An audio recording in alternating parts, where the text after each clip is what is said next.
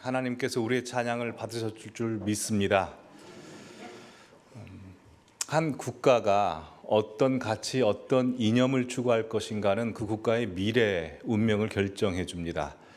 우리나라는 1945년 8월 15일 광복이 된 이후에 어떤 가치, 어떤 이념을 추구할 것인가 문제로 온 나라가 분쟁이 있었고, 그 결과 남과 북이 나뉘게 되었으며, 그때 나뉜 남과 북은 그때 결정한 이념과 가치에 따라서 지금 현재 전혀 다른 삶을 살고 있습니다.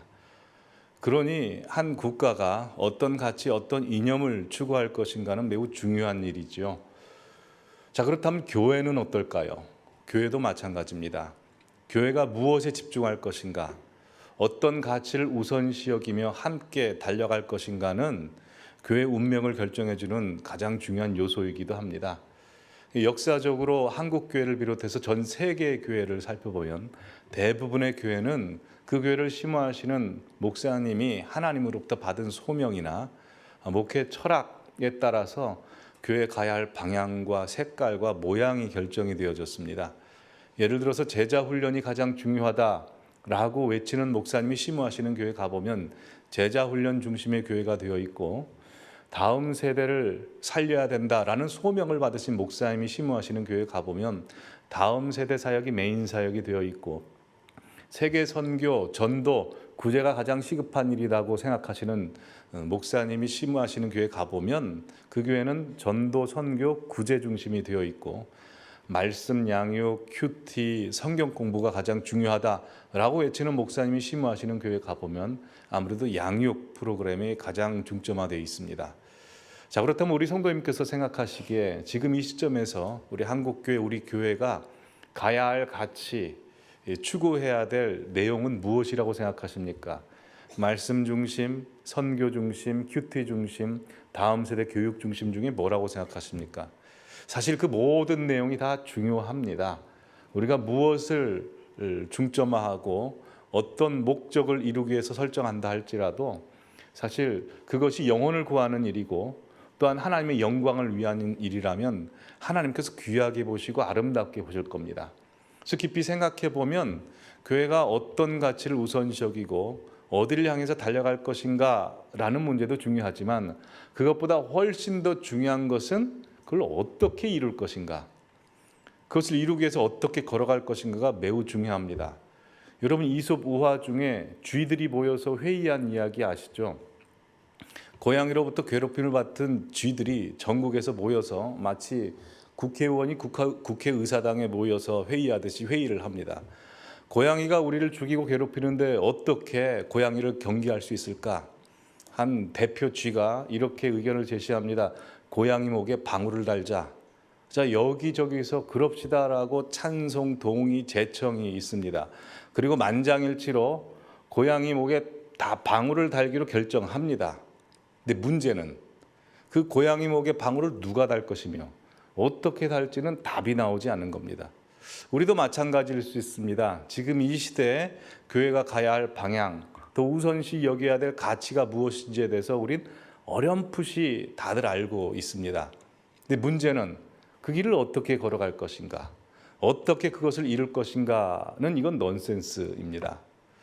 방금 여러 가지 교회가 가야 될 방향에 대해서 말씀을 드렸습니다. 근데 한 가지 말씀드리지 않은 게 있습니다. 바로 기도입니다. 왜냐하면 기도는 교회가 걸어가야 할 여러 방향 중에 하나가 아니기 때문입니다. 기도는 교회가 교회되기 위해서, 교회가 걸어가야 할 방향을 위해서 걸어가기 위해서, 또한 실족하지 않기 위해서, 변질되거나 부패되지 않기 위해서, 분열되지 않기 위해서 반드시 해야 되는 것이기 때문입니다. 즉 그 일을 어떻게 해야 되는가, 어떻게 걸어가야 되는가, 기도 없이는 안 된다는 것입니다.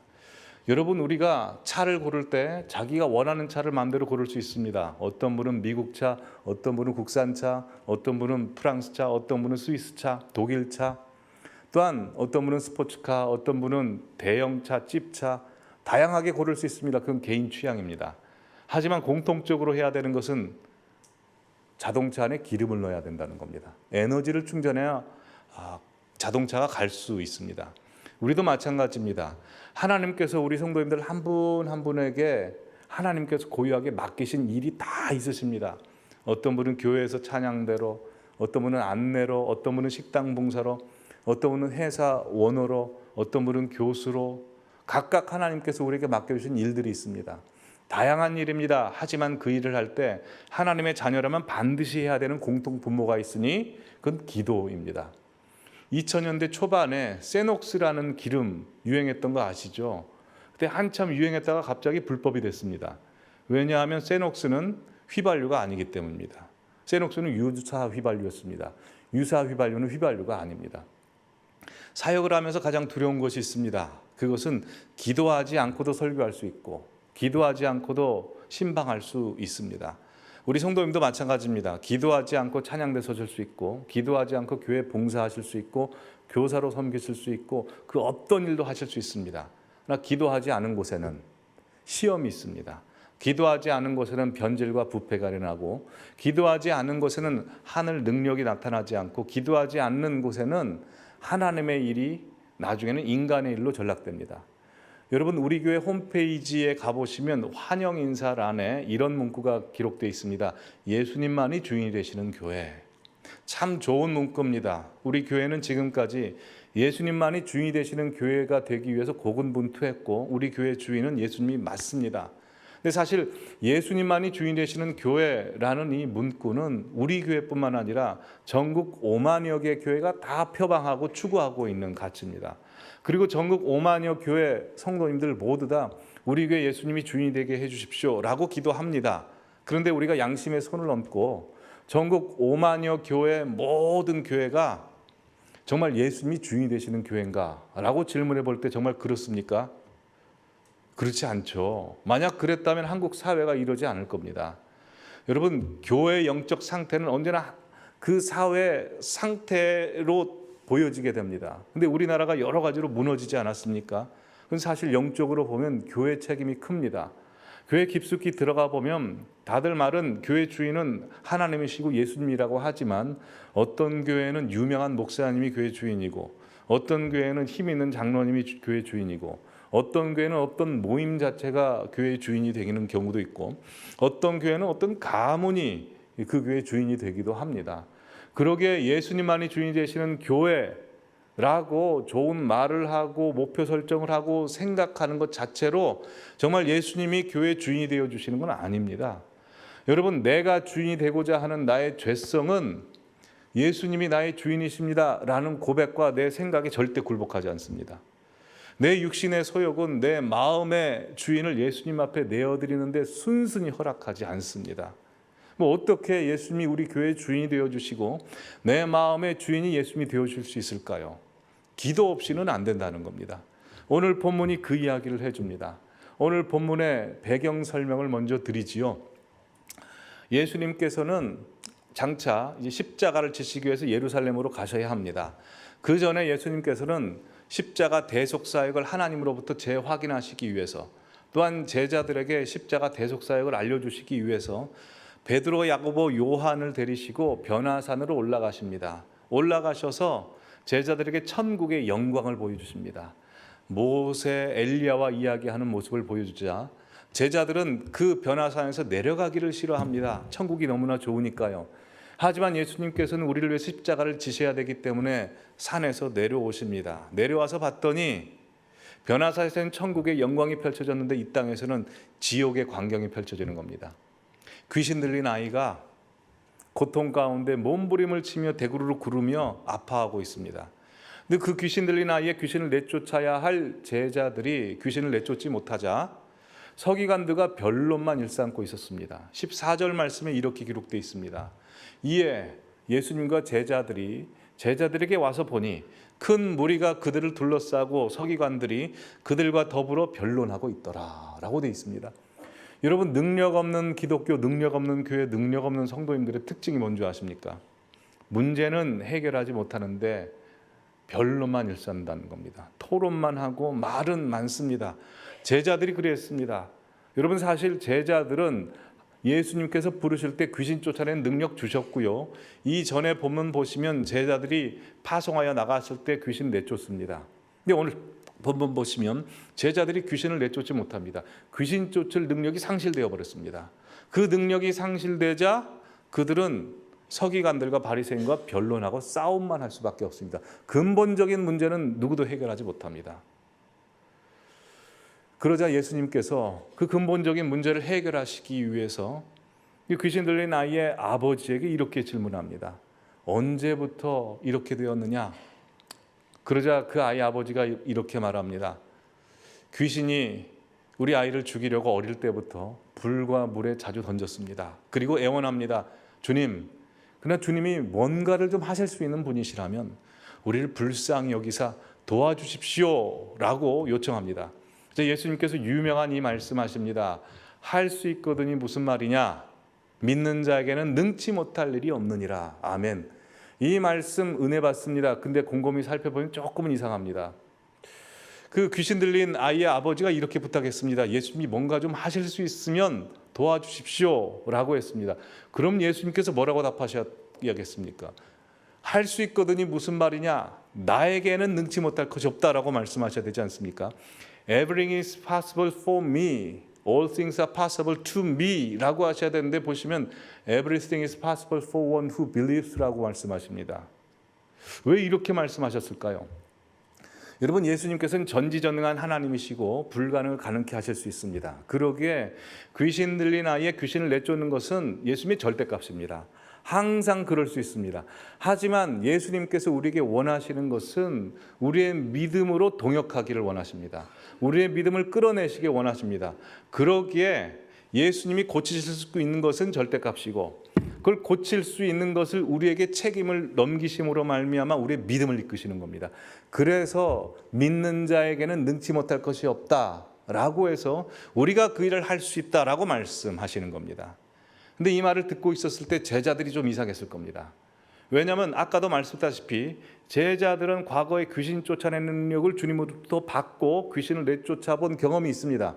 그러니 귀신을 내쫓을 수 있다고 생각했죠. 근데 믿는 자에게는 능치 못할 것이 없다라고 했는데 자기들은 못 쫓았거든요. 이게 이상했을 겁니다. 근데 예수님께서 일단 그 귀신 들린 아이를 불쌍히 여기시사 귀신을 내쫓으시고 그 상처 입은 영혼을 어루만지시면서 손을 잡고 일으켜 세워주십니다. 다 고치시고 나서 이제 오늘 본문입니다. 집으로 들어가십니다. 그때 하루 종일 찜찜했던 제자들이 예수님께 나와 묻습니다. 보시면 우리는 어찌하여 능히 그 귀신을 쫓아내지 못했습니까? 예수님 이전에 쫓아냈습니다. 근데 쫓아낼 줄 알았는데 왜 쫓아내지 못했습니까? 영문 보시면 프리베이틀리 굉장히 조용히 사적으로 질문을 한 겁니다. 그래서 예수님께서 마치 개인 과외하듯이 말씀하시는 겁니다. 이건 모든 사람들에게 말씀하시는 것이 아니고 개인적으로 물어본 제자들에게 말씀하시는데 뭐라고 말씀하시니까 29절 보시면 함께 읽겠습니다. 이르시되 기도 외에는 다른 것으로는 이런 종류가 나갈 수 없느니라 하시니라. 아까는 분명 믿는 자들에게는 능치 못할 것이 없다라고 말씀하신 주님께서 이번에는 기도 외에는 이런 이유가 나갈 수 없다라고 말씀하십니다. 왜 그렇게 말씀하셨을까요? 예수님께서 심화해서 말씀하시는 겁니다. 두 가지입니다. 첫 번째로 믿음이라고 하는 것은 내가 아는 것, 생각하는 것으로 증명되는 것이 아니고 기도로 증명된다는 것입니다. 여러분, 우리가 죄에 대해서 말할 수 있습니다. 그러나 기도하지 않고서는 죄의 유혹을 이겨낼 수 없습니다. 영적 성장에 대해서 우리가 이야기할 수 있습니다. 하지만 기도하지 않고서는 영적 성장이 이루어지지 않습니다. 내가 하나님 앞에 하고 싶은 일에 대해서 선포할 수 있습니다. 우리 교회가 가야 될 방향에 대해서 이 자리에서 말씀드릴 수 있습니다. 하지만 기도하지 않고서는 그것이 이루어지지 못하기 때문입니다. 혹시 우리 성도님들 가운데 오랫동안 교회 다니고 나름대로 말씀 읽고 말씀 읽으면서 은혜도 받고 깨달았음에도 불구하고 왜 내 신앙이 성숙하지 못했는가 라고 생각하시는 분 계십니까? 그럼 한번 기도 생활을 점검해 보시기 바랍니다. 내가 기도를 얼만큼 했는가? 내 기도의 깊이는 어떻고 기도가 말씀 따라서 하나님 뜻대로 구했는가 보시면 거의 대부분 기도에 문제가 있습니다. 오늘 본문에 예수님께서 제자들에게 그렇게 말씀하시는 겁니다. 제자들은 누구보다도 예수님과 함께 지내서 예수님의 말씀 다 들었고요. 예수님의 기적 다 봤습니다. 누구보다도 예수님에 대해서 말을 할 수 있는 사람입니다. 그러나 정작 중요한 문제, 귀신을 내쫓는 문제에서 그들은 하지 못하고 발을 동동 구리고 있었습니다. 즉 피상적인 신앙 세계를 뚫고 나오지 못해서 능력 있는 세계로 들어가지 못한 것입니다. 그때 예수님께서 말씀하십니다. 기도 외에는 이런 이유가 나갈 수 없다. 기도하지 않고서는 아무 일도 벌어지지 않는다. 즉 믿음이라고 하는 것은 생각하고 마음 품고 내가 어떤 가치를 설정하는 것으로 그냥 이루어지는 것이 아니고 기도를 통해서 이루어질 수 있다라고 말씀하십니다. 그래서 예수님께서는 몸소 기도를 통해서 십자가를 지시는 방법을 우리에게 가르쳐 주셨습니다. 예수님께서 신약성경 보시면 총 13번, 17번 정도 기도하시는 장면에 대해서 기록이 나와 있는데요. 예수님께서는 한적한 곳에서 새벽 미명에 간절히 밤이 새도록 또한 땀방울이 핏방울이 될 때까지 기도하셨습니다. 일부 찬양대에서 겟셋만의 기도 찬양을 드렸는데요. 겟셋만의 기도 땀방울이 핏방울이 되도록 기도하셨습니다. 뿐만 아니라 기도할 장소를 구별하시고 또한 기도할 시간을 정하셔서 기도하셨습니다. 우리에게 말씀하시는 겁니다. 믿음이 믿음대로 겉으로 증명되려면, 깨달음이 내 현실 속에 드러나려면, 비상적인 신앙 세계를 벗어나 능력 있는 신앙 세계로 들어가려면 기도해야 된다라고 말씀하십니다. 그러기에 저와 우리 모든 성도님들의 삶 가운데 기도 생활로 말미암아 비상적인 신앙생활이 아니라 하나님의 말씀이 우리의 현실 안에 그대로 이루어지는 역사를 보기를 바랍니다. 두 번째로 기도 외에는 이런 이유가 나갈 수 없다라고 말씀하신 이유가 있습니다. 그것은 우리들의 삶 가운데 마치 귀신 들린 것 같은, 내가 뭔가 하고 싶지만 믿음은 있지만 내 능력으로 되지 않는 일, 내 힘으로 되지 않는 문제를 만나거든 절박한 마음으로 기도하라는 것입니다. 그때 하나님께서 이루어 주시겠다라고 말씀하시는 겁니다. 근데 오늘 본문에 기도 외에는 이런 이유가 나갈 수 없다라고 했는데요. 킹 제임스 버전을 보시면 하나가 더 추가되어 있습니다. 보시면 This kind can come forth by nothing but by prayer and 뭐가 추가되어 있습니까? Fasting, 금식이 추가되어 있습니다. 예수님께서 금식을 이야기합니다. 여러분, 금식이라고 하는 건 무엇입니까? 자녀들이 부모에게 뭐 떼를 쓰다가 안 되면 나 밥 안 먹어 하고 밥을 안 먹어버릴 때 있죠. 그러면 누가 손해입니까? 밥을 안 먹는 애가 손해입니다. 그럼에도 불구하고 부모는 애가 밥을 안 먹으면 가슴이 아프죠. 하나님도 마찬가지입니다. 예수님께서 금식을 이야기하시는 것은 절박하고 해결할 수 없는 문제가 왔을 때 간절히 기도하라는 것입니다. 사실 오늘 주일 설교는 다른 본문으로 준비를 했습니다. 다른 내용으로 설교를 하려고 거의 금요일까지 그렇게 숙지를 하고 준비를 했는데 금요일 새벽에 하나님께서 이 말씀을 주셨습니다. 기도 외에는 이런 이유가 나갈 수 없다. 나라적으로 또 교회적으로 상황적으로 개인적으로 여러 가지 절박하고 어려운 문제가 많은데 그때 필요한 것은 기도 외에는 아무 일이 벌어지지 않는다. 그러니 기도해라 라는 말씀을 주셔서 오늘 말씀으로 다시 바꿔서 준비를 했습니다. 그래서 지금부터는 금식 기도에 대해서 좀 말씀을 드리려고 합니다. 이따 올라가셔서 밥을 드셔야 되는데 금식 기도에 대해서 말씀을 드린다는 게 좀 민망하긴 합니다.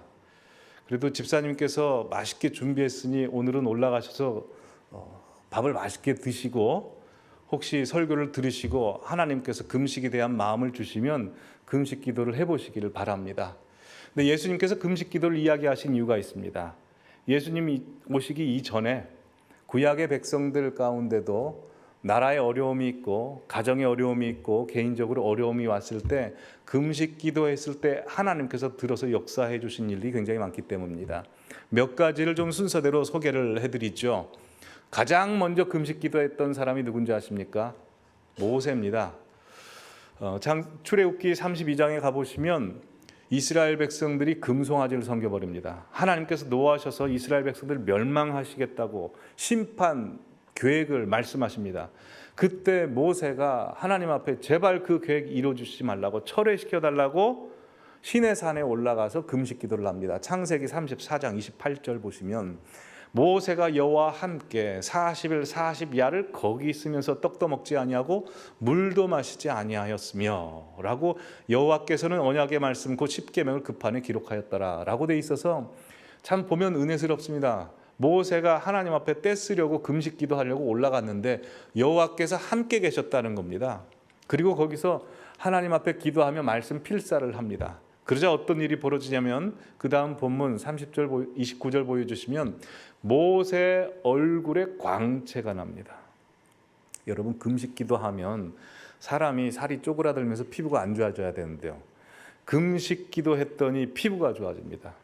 혹시 우리 성도님들 가운데 피부 때문에 고민하시는 분들 계시다면 한번 생각해 보시기 바랍니다. 근데 이렇게 얼굴에 광채만 난 게 아닙니다. 하나님께서 심판하시기로 하셨던 계획을 돌이키십니다. 그리고 그 백성을 살려주십니다. 여러분, 금식 기도는 하나님께서 하나님의 뜻도 바꿔주십니다. 두 번째로 금식 기도했던 사람이 있습니다. 자녀 위해서, 가정 위해서 금식 기도한 사람입니다. 한나입니다. 다들 아시다시피 한나는 아들을 낳지 못했기 때문에 그 문제 가지고 하나님 앞에 매년 여호와 집에 올라가서 울면서 금식 기도했습니다. 본문 보여주시면 매년 한나가 여호와 집에 올라갈 때마다 울고 먹지 아니하니 한나가 마음이 괴로워서 여호와께 기도하고 통곡하며 기도하고 금식했습니다. 다들 아시다시피 하나님께서 한나에게 사무엘을 주시고 사무엘뿐만 아니라 자녀를 풍성하게 주십니다. 여러분, 금식 기도는 자녀를 살리고 가정을 살립니다. 세 번째로 금식 기도했던 사람이 있습니다. 금식 기도로 나온 사무엘입니다. 이스라엘 백성들이 우상을 섬기고 그래서 블레셋의 침범을 받아 큰 위협 속에 있었을 때 사무엘이 온 이스라엘 백성들을 미스바 광장에 부릅니다. 본문 보여주시면 사무엘하 7장에 온 이스라엘은 미스바로 모이라, 내가 너희를 위하여 여호와께 기도하라 라고 하면서 이스라엘 백성들이 미스바에 모입니다. 그리고 그날 종일 금식하고 우리가 여호와께 범죄하였나이다 회개합니다. 근데 금식 기도하는데 그 중간에 블레셋의 침범이 옵니다. 참 희한합니다. 근데 하나님께서 놀랍게 우레를 내리셔서 블레셋 군대를 멸하십니다. 그러자 이스라엘 백성들이 여기까지 하나님께서 우리를 도우셨다라고 해서 에베네셀 기념탑을 세웁니다. 여러분, 우리가 금식하고 하나님 앞에 간절히 기도하면 하나님께서 우리의 영적인 회복을 일으켜주시고 대각성을 일으켜주실 뿐만 아니라 나라를 지켜주십니다. 또한 느헤미야가 금식하여 기도합니다. 느헤미야는 이스라엘 백성들이 페르시아의 포로로 있었을 때 아닥사스다 황제의 술 맡은 관원장이었습니다. 그때 유대에서 온 자기 동족 하나냐로 말미암아 예루살렘 성벽이 무너졌다는 소식을 듣고 그가 너무나 수심이 가득 찹니다. 보시면 3절에 남아있는 자들이 큰 환난을 당하고 능력을 받으며 예루살렘 성은 허물어지고 성문은 붙었다 하는 소식을 듣습니다. 그러자 느헤미야는 이 말을 듣고 앉아서 울고 수일 동안 슬퍼하기만 하는 것이 아니라 하늘의 하나님 앞에 금식하며 기도합니다. 그리고 나서 어떤 일이 벌어지냐면 느헤미야가 섬기는 페르시아 황제 아닥사스다 왕이 느헤미야를 보고 너 무슨 일이 있느냐라고 하면서 느헤미야로 하여금 예루살렘으로 돌아가게 하시고 예루살렘으로 돌아가 예루살렘 성벽을 다시 건축하도록 자재까지 주십니다. 여러분, 금식 기도했더니 하나님께서 권력자들의 마음도 바꿔주시는 겁니다. 뿐만 아닙니다. 에스더도 그랬습니다. 에스더는 아수에로 왕의 왕비였습니다. 근데 그때 하만이라는 이방 대신이 유대 민족을 멸하려고 계략을 짭니다. 그때 에스더가 에스더 4장 16절에 보시면 모르드게에게 이렇게 이야기합니다. 당신은 가서 수산에 있는 유대인을 모으고 나를 위하여 금식하되 밤낮 3일을 먹지도 말고 마시지도 마소서 하고 나도 나의 시녀와 더불어 이렇게 금식하겠습니다. 그리고 나서 규례를 어기고 왕에게 나아가리니 죽으면 죽으리다 하고 나아갑니다. 금식 기도하고 그가 나아갔을 때 하나님께서 그 백성을 살려주십니다. 금식 기도할 때 하나님께서는 인간의 힘과 능력으로 해결할 수 없는 것, 사회법도 바꾸셔서 반전을 일으켜 세워주시는 분이십니다. 뿐만 아닙니다. 다니엘도 금식 기도를 했습니다. 나라가 멸망당해서 포로로 있었을 때입니다. 바벨론 포로 70년이 됐을 때 다니엘서 9장 1절에 봐주시면 2절에 그가 통치원년에 다니엘이 책을 통해 예레미야서를 통해서 여호와의 말씀으로 예레미야에게 알려주신 그 연수를 깨달은데 그게 바로 70년 만에 그치리라. 70년 후에 이스라엘 백성이 되돌아가게 된다는 약속을 받습니다. 그때 그 말씀을 깨닫고 다니엘이 한 것은 3절에 내가 금식하여 주 하나님 앞에 기도하고 간구하기를 결심하고 이제 기도를 시작합니다. 기도하자 무슨 일이 벌어지냐면 21절 보여주시면 곧 내가 기도할 때, 이 기도를 하고 있었을 때입니다. 천사 가브리엘이 날아옵니다. 그리고 23절에 이렇게 말합니다. 곧 다니엘 네가 기도를 시작할 그 즈음에 명령이 내렸으므로 라고 해서 무슨 명령을 이야기합니까? 24절에 허물이 그치며 죄가 끝나며 죄가 용서되며 영원한 의가 드러나며 해서 너희를 다시 예루살렘으로 되돌아가게 할 것이다 라고 말씀합니다. 여기가 아주 중요합니다. 여러분, 하나님께서는 이미 예레미야를 통해서 70년이 지나면 바벨론 포로가 다시 되돌아오겠다고 약속하셨습니다. 근데요, 70년이 지났다고 해서 그 약속을 하나님께서 실행해 주시는 건 아닙니다. 오늘 본문 보시면 언제 그 약속을 실행해 주시냐면 다니엘이 그 말씀을 깨닫고 금식하며 기도하기로 결정하고 무릎 꿇었을 때 하나님이 그때 일하시는 겁니다. 여러분, 우리도 마찬가지입니다. 하나님께서 하나님을 믿는 우리 모든 성도님들에게 위대한 약속, 귀한 약속해 주셨습니다. 자녀들에게, 가정에게, 우리 교회에게, 우리 나라에게 약속해 주셨습니다. 그러나 그 약속이 그냥 생각한다고 믿는다고 그냥 이루어지는 것이 아니고 우리가 결심하고 기도하고 무릎 꿇었을 때 하나님께서 그때부터 일하시기로 하셨습니다. 예수님께서는 말씀하셨습니다. 나는 너희가 기도하면 일하겠다라고 그렇게 말씀하셨습니다. 그러게 우리 성도님들께서 무릎 꿇고 기도하는 그 순간에 하나님께서 역사하실 줄 믿습니다. 뿐만 아닙니다. 참 희한한 일이 있는데요. 하나님을 믿지 않는 백성들이 금식하며 회개하며 기도했을 때도 그 백성들의 기도조차도 들어주셨습니다. 요나서 3장 5절 말씀 가보시면 니느웨 하나님을 믿지 않는 백성들이 요나의 하나님의 말씀을 듣고 그들이 결정합니다. 8절에 보시면 왕과 그 대신들이 조서를 내려 니느웨에 선포하여 이르되 사람뿐만 아니라 짐승이나 소나 양떼나 아무것도 입에 대지 말지니 곧 먹지도 말 것이요 물도 마시지 말 것이요. 그리고 8절에 힘써 하나님 앞에 부르짖을 것이다 라고 합니다. 그러자 하나님께서 그 백성들의 기도를 들어주셔서 10절에 하나님의 뜻을 돌이키사 그들에게 내리라고 말씀하신 재앙을 내리지 아니하신지라 라고 해서 심판하시지 않은 겁니다. 여러분, 하나님을 믿지 않은 백성들도 금식하며 기도했을 때 하나님이 들어주셨습니다. 하나님을 믿는 우리가 결단하고 금식하며 기도할 때 하나님이 들어주시지 않겠습니까? 반드시 들어주신다는 겁니다. 이외에도 성경에 보면 금식하고 기도했을 때 하나님께서 놀랍게 역사하시는 장면들이 굉장히 많이 나옵니다. 예수님께서 40일 새벽 기도, 금식 기도하셨고요.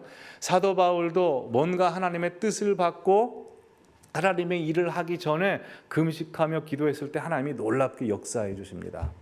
근데요, 성경에서 뿐만 아니라 인류 역사 살펴보시면 한 백성들이, 민족이 금식하고 기도했을 때 하나님께서 놀랍게 역사해 주신 장면들이 굉장히 많이 나옵니다.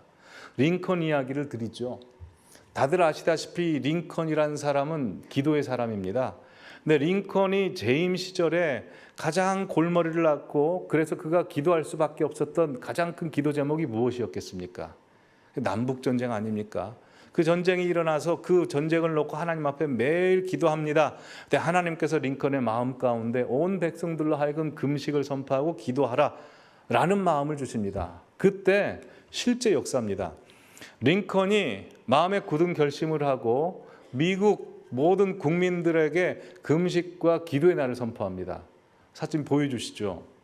아브라함, by His Excellency 아브라함 링컨, President of the United States of America, a proclamation for a day of humiliation, fasting and prayer라고 되어 있습니다.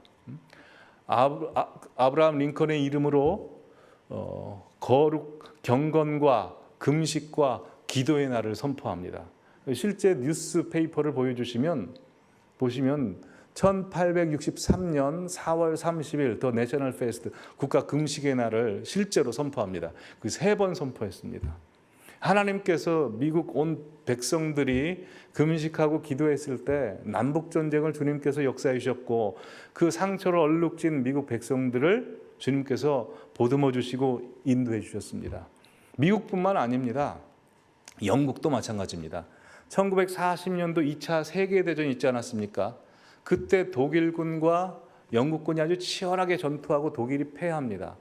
그래서 패잔병인 독일군들이 프랑스 해협인 덩케르크 해협에 몰려듭니다. 변변한 무기도 없이 약 34만 명, 정확히는 33만 8천 명이 그곳에 몰려듭니다.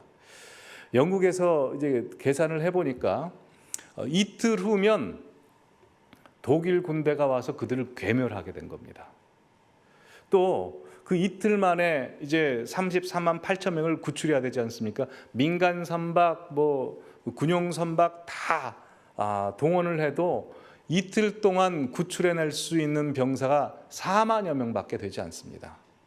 이게 해결이 안 되는 겁니다. 그때 당시 수상이었던 처칠과 그 영국왕 조지 6세가 영국 국민들에게 이렇게 이야기합니다. 지금 우리나라 젊은이, 우리 아들들이 덩케르크 해역에서 거의 죽을 위험에 처했습니다. 인간의 힘과 인간의 능력과 인간의 계산으로는 어떻게 해결할 수 없습니다. 그러니 하나님의 힘을 의지할 수밖에 없으니 우리 금식하고 기도합시다 라고 영국의 젊은 아들들을 구해내기 위해서 이제 금식 기도를 합니다. 한번 보여주시면 그때 덩케르크 신문 기사 내용입니다. A violent storm arose over the Dunkirk region, grounding the German fighter planes. 그 내용을 보시면 아주 거친 폭풍우가 그때 와버립니다. 덩케르크 지역에 옵니다. 그래서 독일 전투기가 뜨지 못하고요. 그 반면에 그 반대편인 그 영국과 프랑스 해협은 역사상 유례를 볼 수 없을 정도로 아주 잔잔했다는 겁니다. 그래서 8일 동안 폭풍이 그 덩케르크 지역에는 오는데 이 해협에는 오지 않는 겁니다. 그래서 8일 동안 민간 선박과 군용 선박으로 33만 8천 명을 다 구출해냅니다. 그래서 그 사건을 가리켜서 영국 사람들은 미라클 오브 덩케르크라고 했다는 겁니다. 그래서 그 책이 나옵니다. The Miracle of Dunkirk. 또 이 사건을 크리스토퍼 놀란 감독이 보고 놀래서 만든 영화가 있죠. 덩케르크. 혹시 보셨습니까? 그 당시에 기도했던 영국 목사님이 있습니다. 한번 보여주시면 리즈 하월드 웨일즈 성경대학 학장 목사님께서 이렇게 이야기합니다. 학교 강당에서 전 교직원과 학생들이 모여 하루에 3번 금식하며 기도했다. 그리고 그때 전투에 참가한 다우니경이 이런 말을 합니다. 이것은 달리 설명할 길이 없습니다. 오직 하나님의 특별한 개입으로 의당 일어나야 할 사건의 흐름을 바꿔놓은 엄청난 사건이었습니다. 라고 이야기합니다. 온 민족이 나라가 멸망하고 또한 위험에 처해 있을 때, 젊은이들의 생명이 지금 위험에 처해 있을 때 백성이 금식하고 기도했을 때 하나님께서 그 기도를 들어주시고 모두를 살려주시고 인도해 주셨습니다. 여러분, 우리나라에도 그런 일이 있었던 것 아십니까? 1950년 한국전쟁이 발발하고 이제 부산까지 우리가 쫓겨 내려옵니다. 근데 거의 부산에서 우리나라가 이제 공산화될 위험에 처해 있을 때 부산 초량교회, 중앙교회 목사님들이 모여서 8월 하순부터 9월 15일까지 2주 동안 금식기도 그리고 회개기도 합니다. 3일 동안은 마지막 3일 동안은 회개기도만 했답니다. 뭘 놓고 회개기도 했냐면 하나님 우리 신사참배했습니다. 하나님 용서해 주십시오 하고 기도한 겁니다. 그렇게 기도회를 마쳤는데요. 그때가 9월 15일입니다. 9월 15일이 무슨 일이 있었는지 아십니까? 인천 상륙작전이 있었습니다. 그래서 그 기도회를 참여한 모든 목사님들은 하나님께서 우리나라를 구해 주셨다라고 고백을 합니다. 여러분, 우리나라가 지금 참 어렵습니다. 인간의 방법, 인간의 지략, 어떤 사람의 힘으로도 해결할 수 없습니다. 그러나 하나님의 힘으로는 해결할 줄 믿습니다. 하나님께서 우리에게 기도하라고 주신 때입니다. 그러게 혹시 하나님께서 마음을 주신 분들 계시다면, 금식에 대한 마음을 주신 분들 계시냐면 금식으로도 기도하시고, 또 기도를 결심하셔서 모두가 기도하시기를 바랍니다. 가정의 골방에서도 기도하시고 교회 나오셔서 기도하시기를 바랍니다. 여러분, 우리가 하는 근심은 두 가지입니다. 세상 근심이 있습니다. 세상 근심은 근심해봤자 아무 일이 벌어지지 않습니다. 하지만 하나님의 뜻대로 하는 근심이 있습니다. 하나님의 뜻대로 하는 근심은 기도입니다. 그러니 근심만 하지 마시고 기도하심으로 말미암아 절박한 나라의 위기, 또한 우리 가정, 우리 자녀, 우리의 삶 속에 하나님의 도우심이 있도록 기도하시기를 간절히 축원합니다. 기도하시겠습니다.